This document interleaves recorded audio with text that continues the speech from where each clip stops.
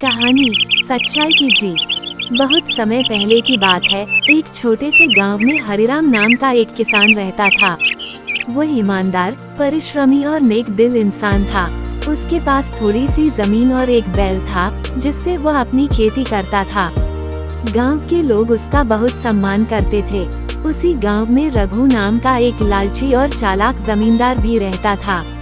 वो अक्सर गरीब किसानों से धोखा करके उनकी जमीन हड़प लेता था। उसे हरिराम की ईमानदारी और गांव में उसकी इज्जत से जलन होती थी। एक दिन रघु ने चाल चली। उसने अपने नौकर से हरिराम की जमीन की सीमा पर रात को एक पत्थर रखवा दिया और अगली सुबह पंचायत में शिकायत कर दी कि हरिराम ने उसकी जमीन पर कब्जा कर लिया है।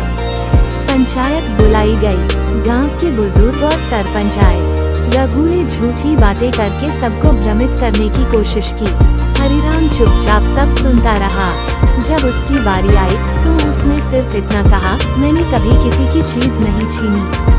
अगर मैंने गलत किया हो तो मुझे सजा मिलनी चाहिए, लेकिन अगर मैं निर्दोष हूँ तो सच्चाई जरूर सामने आएगी। पंचायत ने निर्णय लिया कि अगले दिन सुबह सभी खेतों की नाप की जाएगी। गांव का सबसे अनुभवी वृद्ध नापने का काम करने लगा। जब हरिराम के खेत की नाप ली गई तो पता चला कि उसकी जमीन वैसी की वैसी है। उसने एक इंच भी जमीन नहीं बढ़ाई थी। उसी समय गांव के एक लड़के ने बताया कि उसने रघु के नौकर को रात को कुछ पत्थर रखते देखा था। जब उससे पूछा गया तो नौकर ने सच स्वीकार कर लिया। रघु की चालाकी पकड़ी गई। सरपंच ने रघु को फटकार लगाई और उसे पंचायत में सार्वजनिक रूप से माफी मांगनी पड़ी। साथ ही पंचायत ने निर्णय लिया कि अब से हर साल जमीन की नाप सरकारी अफसर द्वारा की जाएगी, ताकि कोई भी किसी के साथ धोखा न कर सके।